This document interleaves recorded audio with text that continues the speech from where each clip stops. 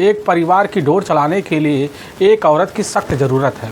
अगर वह औरत परिवार के लिए खुद मुसीबत बन जाए तो समझ लो उस परिवार का क्या हश्र होगा। आज की घटना में सेम कुछ ऐसे ही होता है। एक महिला होती है, अपने परिवार को चलाती है, लेकिन अपने ज़रूरत को पूरा करने के लिए कुछ ऐसा कदम उठा जाती है जिसकी वजह से उसके हमेशा हमेशा के लिए 2 बच्चे अनाथ हो जाते हैं। आखिर क्या था इस घटना में, इस घटना में क्या हुआ, इस घटना की आप पूरी तह तक सच्चाई जानने के लिए इस वीडियो को आप लास्ट तक ज़रूर देखिएगा। नमस्कार दोस्तों, मैं प्रदीप कुमार आपको इस टेढ़ी बात चैनल पे मैं स्वागत करता हूं। दोस्तों आज की यह जो सच्ची घटना है, यह घटना सुनाने से पहले मैं आपसे छोटा सा रिक्वेस्ट करना चाहता हूं, क्योंकि आप अगर इस चैनल पर नए आए हुए हैं और पहली बार आए हुए हैं तो एक बार जाकर आप अपने ही प्यारे हाथों से आप इस चैनल को सब्सक्राइब जरूर कर दीजिएगा, ताकि आपकी वजह से आज यह इम्पोर्टेंट हो के नाते यह वीडियो जो है काफ़ी लोगों तक पहुंचाया जा सके, और इसके लिए हम आपके तहे दिल से शुक्रगुजार रहेंगे। दोस्तों आज की यह जो सच्ची घटना है, यह घटना ठीक उत्तर प्रदेश का जाना माना ताज नगरी पड़ता है आगरा। ठीक उसी में यमन मेडिकल कॉलेज एक जाना माना अस्पताल पड़ता है। मैं बात कर रहा हूं उसी अस्पताल का। ठीक 5 जनवरी साल 2020 का रात का 3 बजे का करेक्ट टाइम होता है। तो उसी वक्त 2 अनजान व्यक्ति उसी अस्पताल में एक व्यक्ति को गंभीर हालत में लेकर अंदर ही घुसने का तभी प्रयास करते हैं। तभी उसी वक्त उन्हीं के सामने एक डॉक्टर आके खड़े हो जाते हैं, कहने लग जाते हैं कि बताइए आपका क्या मकसद है यहाँ आने का। तभी दोनों जो अनजान व्यक्ति होते हैं वह अपना परिचय देते हुए कहने लग जाते हैं कि साहब हमारा नाम है सुशील, और साहब बगल में जो लड़का खड़ा है यह हमारा अपना बेटा प्रशांत है, लेकिन साहब यह हमारा अपना ही छोटा भाई है वीरेंद्र, जो ठीक है दीप इंटर कॉलेज के बगल एक खाली प्लाट था, उसी प्लाट में हमारा भाई पूरी तरह से खून से लथपथ अवस्था में पड़ा था। अपने भाई का इलाज करवाने के लिए हम जो होता है सबसे पहले साकेत कॉलोनी के ही प्रशांत अस्पताल होता है उसी में ले गए, लेकिन वहाँ के जो डॉक्टर होते हैं इस मामले को गंभीर समझकर भर्ती करने से साहब इनकार कर जाते हैं। इसके बाद अपने परिवार के कुछ रिश्तेदारों की मदद लेते हैं और उन्हीं की मदद के थ्रू जो होता है तुरंत दिल्ली गेट के ही पुष्पांजलि एक अस्पताल पड़ता है वहाँ पर ले जाते हैं साहब। लेकिन वहाँ के जो डॉक्टर होते हैं तुरंत इस मामले को और गंभीर समझते हैं और रेफर साहब उसी वक्त यमन मेडिकल कॉलेज में करवा देते हैं। साहब इसी वक्त लेकर आपके पास पहुँचे हैं। अब जैसे यह बात वहाँ के डॉक्टर सुनते हैं तो देखते हैं, बॉडी के करीब जाते हैं और देखकर पहले ही नज़र में कहने लग जाते हैं कि इसकी तो पहले ही मौत हो चुकी है। अब जैसे यह बात सुनता सुशील, उसके चेहरे की जो थोड़ी बहुत उम्मीद होती है पूरी तरह से ख़त्म सी हो जाती है, उसकी आंखों में आंसू आ जाते हैं। अब डॉक्टर तुरंत जो इस मामले को जब समझते हैं कि गंभीर है और उसी वक्त इसकी जो सूचना होता है अब अपने नज़दीकी जो पुलिस थाना पड़ता है शाहगंज में दे देते हैं। और शाहगंज के ही जो इंस्पेक्टर होते हैं अरविंद कुमार सिंह जैसी खबर पाते हैं, तुरंत इसी वक्त उसकी जो सूचना होता है अपने से बड़े अधिकारी को दे देते हैं। बड़े अधिकारी भी खबर पाते हैं, तुरंत ही उसी वक्त अपनी जिप्सी लेते हैं और लेने के बाद बिना टाइम गंवाए यमन मेडिकल कॉलेज के अस्पताल में पहुंचते हैं। और जैसे ही वहां पहुंचते हैं तो बाहर देखते हैं एक व्यक्ति वहां किसी का इंतजार कर रहा होता है, और जैसे ही थाना इंस्पेक्टर करीब जाते पता चलता वह तो सुशील है। सुशील थाना इंस्पेक्टर से मिलता है, मिलने के बाद उनको अंदर ले जाता है। फिर अंदर ही जो थाना इंस्पेक्टर होते हैं इधर अरविंद कुमार सिंह वहाँ के डॉक्टर से मुलाकात करते हैं। और लेकिन जब डॉक्टर से मुलाकात करते हैं पता चलता है कि उस मृत वाले व्यक्ति का नाम होता है वीरेंद्र, जो ठीक BSNL का ही एक एम्प्लॉयर है और साथ में JDO का भी उसी में कार्य करता है। अब पुलिस को जैसे ही वीरेंद्र के बारे में इस चीज़ की जानकारी मिलती है तो पुलिस की टीम जो होती है इधर तुरंत पड़ताल के लिए करीब जाती है। और जब पहली नज़र में देखती पता चलता है कि वीरेंद्र की बड़ी तेज दुर्घटना हुई है, इसी की वजह से वीरेंद्र की मौत हुई होगी। लेकिन डॉक्टर जो होते हैं उधर पुलिस के सामने कुछ जो भी जानकारी अहम दे देते, जिसकी वजह से थाना प्रभारी तुरंत ही वहीं वीरेंद्र के बॉडी का अब पंचनामा भरते हैं और उठाकर उसी अस्पताल में पोस्टमार्टम के लिए भेजवा देते हैं। और पुलिस की टीम वहीं खड़े सुशील से जब पूछताछ करने लग जाती है तो सुशील जो होता है पुलिस के सामने कहने लग जाता है कि साहब कल शाम का टाइम होता है। उसी वक्त वीरेंद्र की अपनी पत्नी होती है अब भावना हमारे पास फ़ोन करती है और कहने लग जाती है कि आखिर तुम्हारा जो छोटा भाई है इधर वीरेंद्र अपने जेब में लगभग 7,000 रुपये लेकर बाहर निकल गया, लेकिन अभी तक वापस नहीं लौटा। लेकिन जैसे ही हमें इस चीज़ की जानकारी लगती तो भावना के पास जाते हैं। जाने के बाद अपने बेटे प्रशांत को भी ले जाते हैं। अब भावना के साथ मिलकर इधर अपने छोटे भाई वीरेंद्र की हम काफ़ी जगह तलाशी करते हैं, लेकिन कहीं पर साहब हमारे भाई वीरेंद्र का आता पता नहीं चलता है। काफ़ी जगह फ़ोन करते हैं, उसके मोबाइल में फ़ोन करते हैं, पता लगता है कि वीरेंद्र का जो मोबाइल होता मौके पर बंद बता रहा है। ऐसे तलाशी करते करते साहब हम थक सा जाते हैं। लेकिन जैसे ही अब रात का 3 बजे के आसपास का टाइम होता है, हमारे घर से लगभग 400 मीटर दूर ही पड़ता है TP स्कूल। उसी स्कूल के सामने एक जो होता खाली प्लाट है, उसी प्लाट में हमारा जो अपना भाई होता है वीरेंद्र खून से लथपथ अवस्था में वहीं पड़ा होता है। अपने रिश्तेदारों को साथ लेते हैं और वहीं पहुंच जाते हैं। अपने भाई को लेते फिर साहब दर बर दर इधर उधर अस्पताल में भटकते हैं। यह बात जैसे ही थाना प्रभारी सुनते हैं, थाना प्रभारी जो होते हैं अब उसी वक्त इधर जो होता है सुशील को अपने साथ है अब थाने लेकर पहुंच जाते हैं। थाने ले जाने के बाद सुशील से कुछ पूछताछ करते हैं।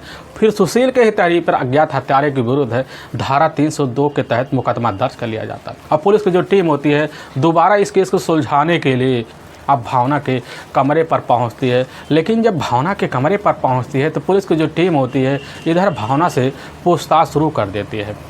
तो पुलिस के सामने भावना जो होती है कहने लग जाती है कि साहब हमारे जो अपने पति होते हैं वीरेंद्र, रात के वक्त उनके पास किसी अनजान व्यक्ति का फ़ोन आया था। अनजान व्यक्ति हमारे पति से कहने लग जाता है कि लाके इसी वक्त हमें 10,000 रुपये दे दो। लेकिन साहब हमारे पास टोटल 7,000 रुपये ही होते हैं और जो रुपए होते हैं उनको कैसे न तैसे कर हम व्यवस्था कर और पकड़ा देते। साहब वही पैसे लेकर हमारे पति ना जाने कहाँ किस रास्ते के लिए निकल गए कि दोबारा लौट के नहीं आए। उनकी तलाशी करने के लिए हम उनके बड़े भाई सुशील को भी खबर दे देते थे, लेकिन वह भी मिलकर तलाशी किए थे साहब, लेकिन उसका कोई अता पता नहीं चलता। पुलिस की जो टीम होती भावना से कहने लग जाती है कि आपको क्या लग रहा है आपके पति का किससे लेन देन था या किसी के साथ दुश्मनी पहले थी। भावना जब यह बात सुनती कहने लग जाती कि साहब इसके बारे में हमें कोई जानकारी नहीं कि हमारे पति के साथ ऐसा कौन आघात कर सकता है। पुलिस की टीम जो होती है वहां भावना से पूछताछ करने के बाद अपने थाने लौट आती है। लेकिन पुलिस के सामने जो होता वीरेंद्र का पोस्टमार्टम का रिपोर्ट भी निकल के आ जाता है। और जब रिपोर्ट निकल के आ जाता है पुलिस की जो टीम होती है एकदम से चौंक से जाती है, क्योंकि उसमें साफ साफ लिखा होता है कि वीरेंद्र की जो पसलियाँ होती है पूरी तरह से टूट चुकी होती है। लेकिन उसके शरीर पर काफ़ी जगह किसी डंडे के चोट के निशान होते हैं, जिससे पुलिस को यकीन हो जाता बच करो या जो केस दर्शाया गया है पूरी तरह से दुर्घटना नहीं है, बल्कि इस केस को दर्शाने के लिए सोची समझी साजिश के तहत जो होता है सीधा का सीधा हत्या कर दुर्घटना का रूप देने के लिए भरपूर प्रयास किया गया है। आखिर हत्या करने वाला हत्यारा कौन हो सकता है? पुलिस की जो टीम होती है समझ जाती है कि बस करो पूरी तरह से यह हत्या है। इसीलिए पुलिस की टीम इस केस को सुलझाने के लिए दर जोड़ना शुरू कर देती है। इसीलिए पुलिस की जो टीम होती है सबसे पहले वीरेंद्र के जो अपने कुछ रिश्तेदार होते हैं करीबी होते हैं पुलिस की टीम अब उनसे पूछताछ शुरू कर देती है। लेकिन जब पुलिस की टीम उनसे पूछने लग जाती है पुलिस के सामने जो होता है इधर भावना के बारे में कुछ पुलिस को ऐसी सुराग मिलता है जिसकी वजह से पूरा का पूरा जो शक होता है इधर जाकर भावना के ऊपर हो जाता है। क्योंकि पुलिस जब भावना से जाकर घटना वाले वक्त पूछताछ कर रही होती है तो उसी वक्त भावना के चेहरे पर कुछ ऐसी उम्मीदें दिख रही थी जिसकी वजह से पुलिस जो शंका होता है उसी वक्त और बढ़ गया होता है। लेकिन पुलिस के सामने जब रिश्तेदार के द्वारा एक चौंकाने वाली अहम जानकारी निकल के आती है, पता चलता है कि भावना का एक करीबी दोस्त है कपिल, जो दिल्ली में ही नगर निगम में एक जूनियर इंजीनियर है। लेकिन ठीक 2 साल से ही इंजीनियर पर पे तैनात होता है। उसका जो होता है इधर आगरा में इसी पंचशील कॉलोनी जो पड़ता है इसी में आना जाना काफ़ी है। लेकिन हाँ लगभग कई सालों से इधर भावना से रिश्तों में बंधा हुआ है। अब पुलिस को जैसे इस चीज़ की जानकारी लगती है सीधा का सीधा जो शंका होता है अब कपिल के ऊपर टिक जाता है। लेकिन पुलिस की टीम जो होती है कपिल की जानकारी लेने के लिए और लग जाती है। पता चलता है कपिल का एक दोस्त है मनीष, जो दिल्ली में ही कपिल के कमरे में रूम रेंट की तरह अब रहता था। मनीष जो ठीक उसी पंचशील कॉलोनी का रहने वाला होता है। उसके अपने जो पिता होते हैं उसी इलाके में रह रहे होते हैं। पुलिस की टीम जाती है, इधर मनीष के घर पहुंच जाती है। सही में उसके घर उसके पिता ही होते हैं। पुलिस की टीम जब मनीष से पूछताछ शुरू कर देती है तो पता चलता है कि मनीष जो था दिल्ली में रहकर एक प्राइवेट कंपनी में जॉब करता है। उसी से उसके पूरे परिवार का खर्चा बर्चा बड़े आराम से चलता है। लेकिन पुलिस की टीम जब मनीष के पिता से ही पूछताछ करती है तो पता चलता है कि मनीष जो होता है कई महीनों से शहर गया हुआ है, अभी तक गांव नहीं आया। लेकिन पुलिस का जो शंका होता है सीधा से सीधा जाकर इधर मनीष और साथ में कपिल के ऊपर टिक जाता है। इसीलिए पुलिस की टीम जो होती है बिना टाइम गंवाए सबसे पहले इधर वीरेंद्र के मोबाइल नंबर का पूरा CDR डिटेल भी निकालती है और घटना का लास्ट लोकेशन भी निकालती है। लेकिन जब CDR डिटेल निकाला जाता है तो उसमें एक अनजान नंबर दिखाई देता है।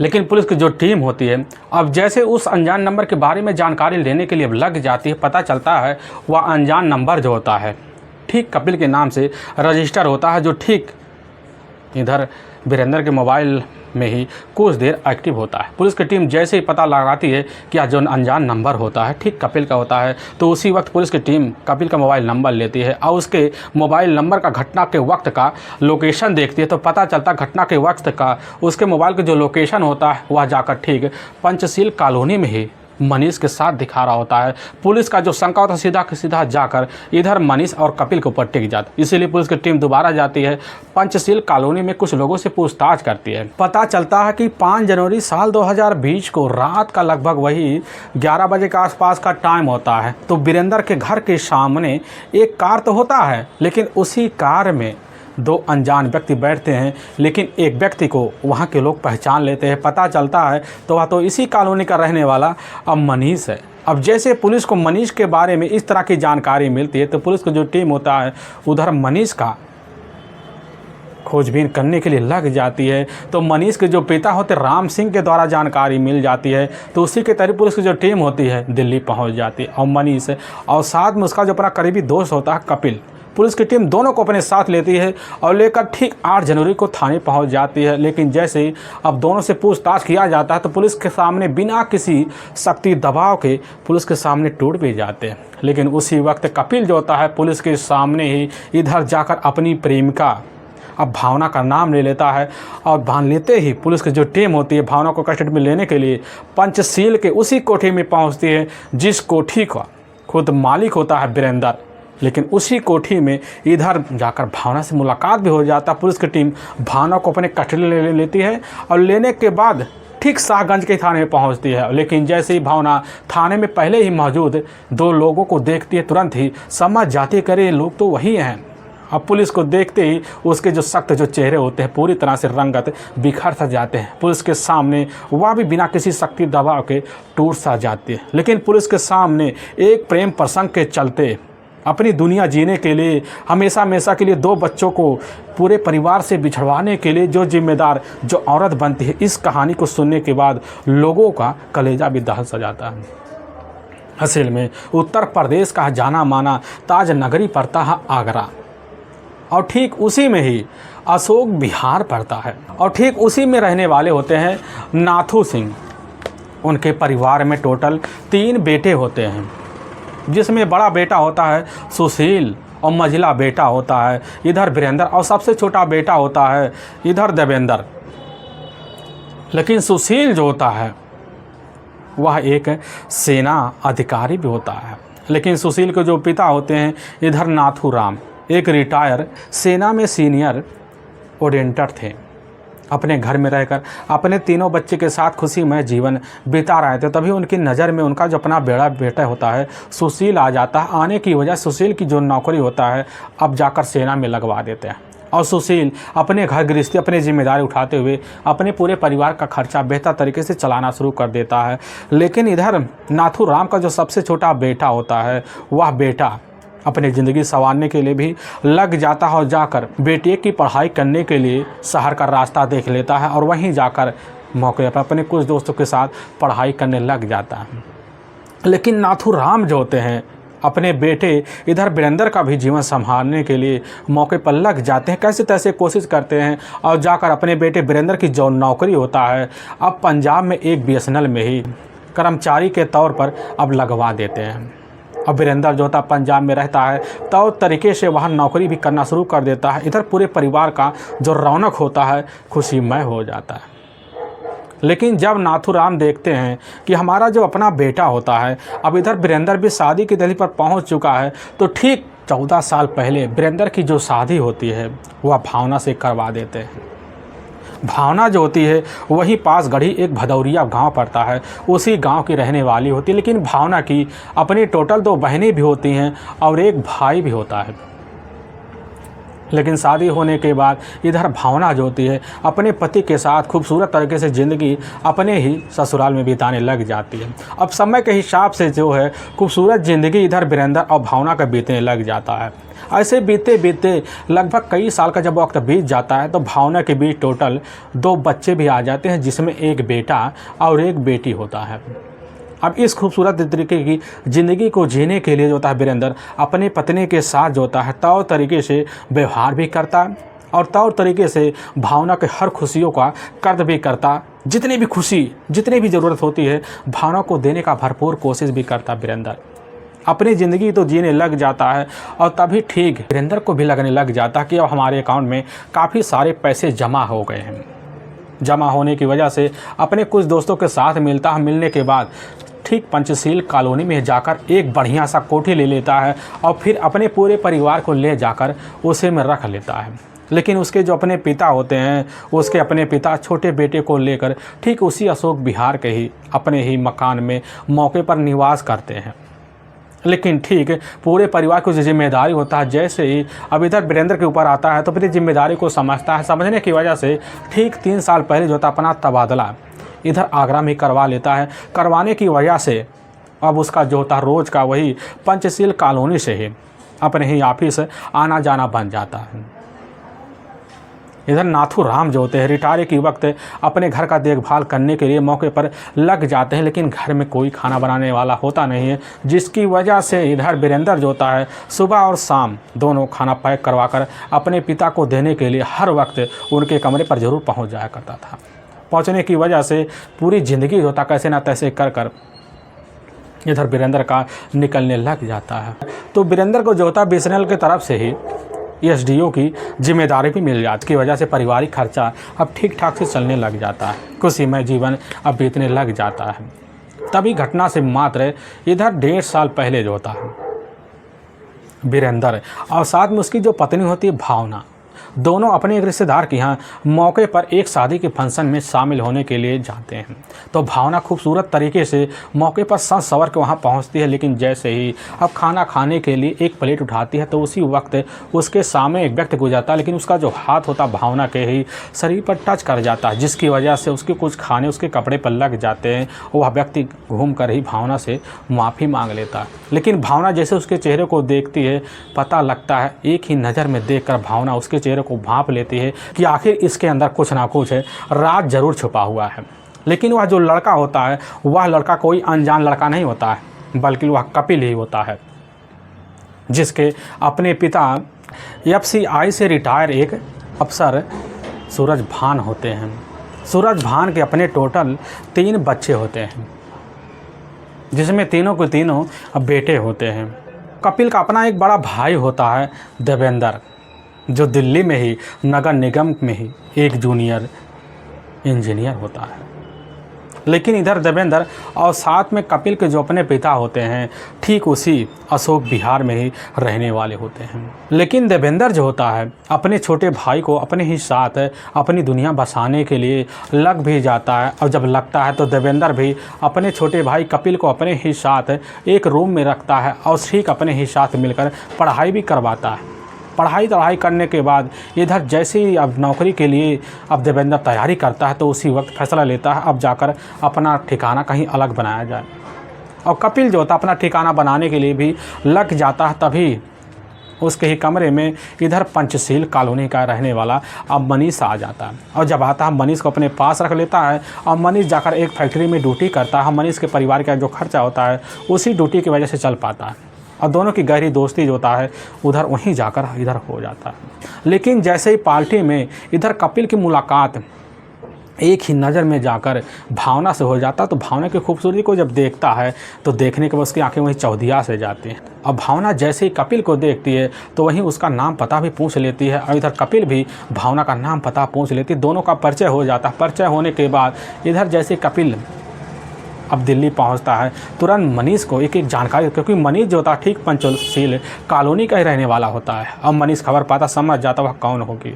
जानकारी पाने के बाद कपिल जो होता है उसके पीछे पड़ जाता है कि जल्द से हमारा मुलाकात कैसे ना तैसे कर उस खूबसूरत से औरत से कराया जाए। और दूसरी तरफ जो होती है इधर भावना अपने पति से पूरी तरह से ऊब चुकी हो, क्योंकि उसका जो अपना पति होता है वीरेंद्र एक जिम्मेदाराना पति होता है और पतियों की तरह, क्योंकि दिन भर व्यस्तता की ज़िंदगी जीता, थका हारा जब अपने घर लौटता, जब रात का टाइम होता उसी वक्त टन से उसको गहरी नींद आ जाती है, जिसकी वजह से उसकी पत्नी की जो अपनी शारीरिक ज़रूरतें होती हैं, भले ही 2 बच्चे की माँ होती है भावना, लेकिन उसकी जो ज़रूरतें होती है हर रात उमंग मारती है, जिसकी वजह से जब ज़रूरतें ना मिल पाती तो भावना के जो चिड़चिड़ापन होता है दिन पर दिन बढ़ना शुरू हो जाता है, जिसकी वजह से आए दिन हर नखरे दिखाने लग जाती है। तभी एक रात भावना जो होती है काफ़ी गहरी नींद में सो रही होती है, अचानक उसकी नींद खुलती, क्योंकि मोबाइल में किसी का मैसेज आता है। लेकिन जैसे ही देखती हुआ फेसबुक पे मैसेज आया हुआ है और पूरे प्रोफाइल को खोलते पता लगता है किसी का फ्रेंड रिक्वेस्ट आया हुआ है। लेकिन फ़ोटो को जैसे बड़े ध्यान से देखती है प्रोफाइल को गैलरी में जाकर, तो पता चलता हुआ फ़ोटो जो होता है ठीक उस शादी के फंक्शन में मिला हुआ उस यंग युवक का है, वह कपिल का है। और जैसे पूरे बैकग्राउंड को देखती समझ जाती है यंग युवक तो हमसे उम्र में लगभग 20 साल छोटा है। वह भी समझ जाती कि चलो क्या दिक्कत है, अगर थोड़ी बहुत टाइम पास के लिए किसी के पास दोस्ती का हाथ बढ़ा दिया जाता है तो उसमें हमारा क्या जाता है। यही सब सोच साल कर भावना जो होती है अब उसी वक्त कपिल का जो फ्रेंड रिक्वेस्ट होता है उसको स्वीकार कर लेती है। अब करने की वजह से कपिल कैसे ना तैसे कर भावना का मोबाइल नंबर ले लेता है। लेने के बाद भावना से जो होता है चैटिंग पे कभी मोबाइल थ्रू बातें होने लग जाते हैं। भावना को भी अच्छा लगता है कि चलो टाइम पास तो हमारा हो रहा है, लेकिन टाइम पास कब इनकी दोस्ती में बदल जाए भावना का भी पता नहीं चलता था। लेकिन धीरे धीरे जब टाइम पास चलने लग जाता है तो वक्त गुजरने लगता है। इसी बीच भावना अपनी सारी दिल की मजबूरियों को कपिल के सामने पेश कर देती है। जब भावना को पता चलता है कि ठीक दिल्ली में ही नगर निगम में एक इंद्र है तो भावना को भी समझ आता है चलो करीबी बना के देख लिया जाए। लेकिन जब भी मौका पाता है इधर कपिल जो होता है मौका निकाल कर भावना से मिलने के लिए आगरा ज़रूर आ जाता है और मुलाकातें बढ़ जाती। मुलाकातें बढ़ने के बाद भावना को पता होता कि हमारा पति तो दिन भर ऑफिस में व्यस्त रहता। उसी का फ़ायदा उठाकर भावना जो होती है अपने दोनों बच्चों को स्कूल जाने के बाद अपने ही बेडरूम में बुलाती, फिर अपने रिश्तों को अंजाम देती। अब यह सिलसिला जो होता भावना को लगभग चलते चलते 1.5 साल का वक्त निकल जाता है, लेकिन इसकी खबर जो होता है किसी को कान तक नहीं लगती है। तभी एक दिन ऐसा ही होता है, दोपहर का टाइम होता है। दोपहर के टाइम में इधर वीरेंद्र जो होता है अपने घर पर तो पहुंचता है तो देखता बाहर किसी का बाइक खड़ा हुआ है। लेकिन जैसे घर के अंदर दाखिल होता है उसी वक्त घर के दूसरे छोर से एक व्यक्ति जाता है। समझ जाता कि घर में व्यक्ति आया हुआ था, लेकिन घर के अंदर जब जाता भावना से पूछताछ करता हुआ व्यक्ति कौन था तो भावना दत्तर की बात करता है। लेकिन वीरेंद्र के मन में शंका बैठ जाता कि ज़रूर वह व्यक्ति भावना से मिलने के लिए आया होगा, नहीं तो उसका दोस्त होगा। यही सब सच्चाई जानने के लिए इधर भावना से जब पूछताछ करता तो भावना अपनी बातों में ऐसे उलझा लेती है वीरेंद्र को कि भावना की बातों में वीरेंद्र उलझ जाता है। लेकिन उसकी जो शंकाएं होती हैं वह बढ़ भी जाती हैं। वीरेंद्र भावना के मोबाइल नंबर को चेक इन करने के लिए जैसे ही उठाता है तो पता चलता भावना आके मोबाइल छीन लेती, कहने लग जाती है इसमें कुछ जो होता है हमारे प्रोफाइल पड़े हुए हैं, इसको तुम देख नहीं पाते। यही सब सुनकर वीरेंद्र की शंका और बढ़ जाता कि बस करो, भावना हमसे कुछ ना कुछ छुपा रही है। भावना की सच्चाई जानने के लिए अब इधर वीरेंद्र भी लग जाता है, काफ़ी लोगों से पूछताछ करता है, लेकिन भावना के बारे में कोई जानकारी नहीं मिलती कि आखिर भावना का कोई अपना दोस्त है। लेकिन भावना जो होती है इधर बेखौफ अपनी ज़िंदगी जब जीने लग जाती है। दूसरी तरफ वीरेंद्र जो होता है यही सब सोच साच कर परेशान हो जाता है, ज़रूर हमारी पत्नी से कोई मिलने आता होगा। यही सब सोच साच कर वीरेंद्र आए दिन अपनी पत्नी के बारे में आँख सुराग जताने के लिए हर दिन कोशिश करता, कभी कभी बिना बताए घर चलाता। लेकिन भावना को यह सब अच्छा नहीं लगता, जिसकी वजह से भावना और वीरेंद्र के बीच झगड़े तकरार हो जाते हैं। और झगड़े तकरार जब बढ़ने लग जाते हैं दूसरी तरफ कपिल को पता चल जाता है कि पति के बीच कि दूरियां जो होता है इधर भावना बढ़ाना शुरू कर दी है। लेकिन जब एक दिन खुद इधर भावना कपिल के सामने कहने लग जाती है कि आखिर यह दूरी कब तक चलेगी, कपिल भी कहने लग जाता है कि हम तो चाहते हैं कि तुम हमारे साथ मिलकर नई दुनिया बसाओ, हम अपनी ज़िंदगी में तुम्हें अपनी पत्नी का दर्द देना चाहते हैं। लेकिन यह बात जब भावना सुनती सनस रह जाती, कहने लग जाती है कि आखिर हमारे दोनों बच्चे कहाँ जाएंगे। कपिल कह देता है कि तुम्हारे दोनों जो बच्चे हैं वह बड़े हो चुके हैं, अपने पिता की जिम्मेदारी पर पूरी तरह से पल सकते हैं, तुम उसकी सोच विचार में आगल पागल मत बनो। भावना को भी लगने लग जाता है कपिल का जो राय मशवरा है बड़ा अच्छा सा। लेकिन दूसरी तरफ वीरेंद्र जो होता है उसके मन में जो शंकाएं होती घर तो ले बैठती हैं, उसको भी पता चल जाता है कि ठीक है, दिल्ली में ही नगर निगम में काम करने वाला एक जूनियर इंजीनियर है कपिल, उसका जो होता है इधर भावना के साथ काफ़ी करीबी, वहाँ भी 1.5 साल से। इस चीज़ की जब जानकारी लगने की वजह से इधर जो होता है वीरेंद्र काफ़ी शंका में रह जाता है, कहीं ना कहीं हमारे साथ किसी दिन अनहोनी हो सकता। उसी को दूर करने के लिए इधर वीरेंद्र खुद एक ऐसी अपनी पत्नी को सुधारने के लिए राय मशवरा रखता है।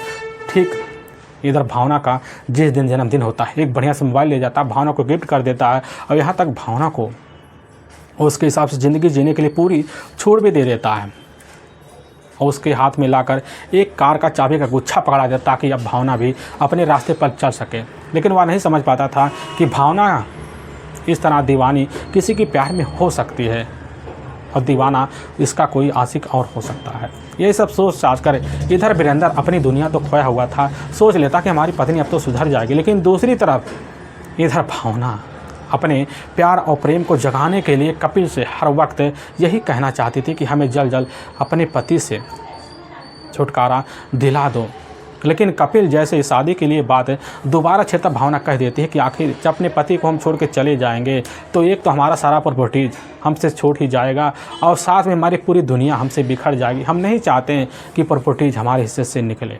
कपिल कह देता है इसके लिए कोई और रास्ता निकल। भावना समझ जाती करना क्या है, तो भावना कह देती है क्यों ना हमारे पति को हमारे रास्ते से हटा दो ताकि आराम से विधवा होने के बाद प्रॉपर्टीज हमारे नाम होने के बाद हम तुमसे तौर तरीके से शादी कर सकें। या कपिल बात जब सुनता है खुश हो जाता है। उसी वक्त इसकी जो जानकारी होता कपिल एक प्लान के तहत अब मनीष को होता, मनीष खबर पाता वह भी इसके प्लान में शामिल हो जाता है और प्लान को कामयाब करने के लिए लगभग 1 महीने पहले दोनों खतरनाक षड्यंत्र रचना शुरू कर देते हैं। इधर भावना जो होती है अपने पति को अपने रास्ते हटाने के लिए कई बार कोशिश भी करती है, लेकिन हर बार उसकी कोशिश नाकाम से हो जाती है। और तभी 5 जनवरी अब साल 2020 का ही अब जैसे ही अब रात का वही 11 बजे के आसपास के टाइम होता है तो कपिल मनीष को अपने साथ लेता है और कार लेकर ठीक पहुंचता है पंचशील और कॉलोनी में अंदर जाता है। भावना अपने घर का जो मेन दरवाज़ा था खोल के रखती हैं। इधर कपिल अपने दोस्त मनीष को लेता है, भावना के बेडरूम में घुस जाता है। भावना इशारा करती है तो पता चलता उसका जो अपना पति होता है बेडरूम में काफ़ी गहरी निद्रा में सो रहा है। अब भावना कपिल और साथ में मनीष को साथ ले जाने के बाद इधर वीरेंद्र का वहीं तय करवा देती है। इधर मनीष और कपिल दोनों उसी वक्त वीरेंद्र को अपने कब्जे में ले जाकर खुद अपने कार के डिग्गी में डंप करते हैं और डिब्बी में डंप करने के बाद वहां से लगभग 400 मीटर दूर पड़ता है दीप इंटर कॉलेज और ठीक उसी के बगल में खाली प्लाट होता है और वहीं पर लगभग एक सकरा 4 फुट का सड़क होता है। उसी सड़क पे ले जाकर वीरेंद्र के बॉडी को डंप कर देते हैं। लेकिन जो कार खुद इधर मौके पर कपिल चला रहा था उसी कार से ले जाकर 3-4 चक्कर वीरेंद्र के ऊपर चढ़ा देता कि लोगों को यही लगे कि बस करो, वीरेंद्र की जो मौत हुई है वह एक एक्सीडेंटल की वजह से हुई। यही सब सोच सार कर सारा कारनामा करने के बाद कपिल मनीष को लेकर इधर दोबारा पंचशील कॉलोनी पहुंचता, सारी जानकारी देकर दोबारा अपने काम पर दिल्ली निकल जाता है। इधर अपनी दुनिया बसाने के लिए पूरी तरह से अपने काम में मशहूर से हो जाते हैं। लेकिन वाकई में दोस्तों पुलिस के सामने जब यह सच्चाई होता खुल जाकर भावना और कपिल और साथ में मनीष की तहरीर पर जब आती है पुलिस की टीम जो होती है एकदम सनस रह जाती है। लेकिन पुलिस की टीम इन तीनों को ले जाती वहाँ के न्यायालय में पेश कर देती है और न्यायालय में तीनों के ऊपर काफ़ी गंभीर मुकदमा दर्ज करके ले जाकर हमेशा हमेशा के लिए एक लंबी सज़ा के लिए जेल में डाल देती है।